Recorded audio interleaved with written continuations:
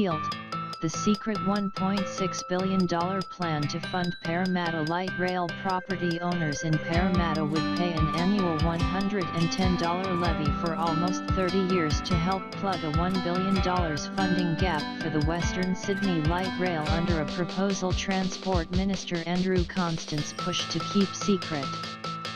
The levy is part of a Parramatta Council-commissioned report by consultant Ecom outlining a $1.6 billion value-sharing model to exploit increases in property values from the arrival of Stage 1 of the $3.4 billion light rail. It also includes an additional special levy of $110 a year on residential and commercial development within 800 metres of rail stops and a 3% land tax on the value of properties in the same areas.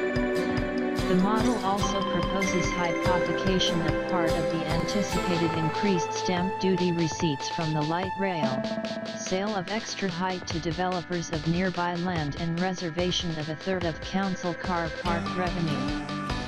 The model envisages the measures would be in place from 2020 until 2048 and raise between $1.36 billion and $1.66 billion. The report estimates that Stage 1 of the Parramatta light rail from Westmead to Carlingford via Parramatta CBD, due to open in 2023, will cost $2.2 billion.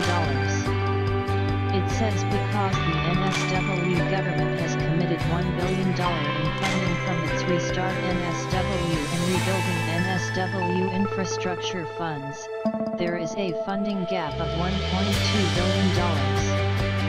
The September 2015 document was obtained under Government Information Access laws by the opposition after an appeal to the NSW Civil and Administrative Tribunal. Transport for NSW unsuccessfully argued it should not be released as the council had objected. In its decision, the tribunal notes Mr. Constance was presented with the document by the council in late September 2015 in relation to the Ecom report. Minister Constance communicated to the council that he wants this piece of work to be kept confidential, the decision says. It says the report was due to be circulated to representatives from Treasury, the Planning Department and Transport for NSW. Labour's transport spokeswoman Jody McKay said it was extraordinary that government would even consider slapping a tax on Parramatta residents to ensure they get their light rail built when no such tax is on the cards for people living along the corridor of the eastern suburbs light rail. It is grossly unfair and hardly surprising that Transport for NSW did everything in its power to suppress this information, she said.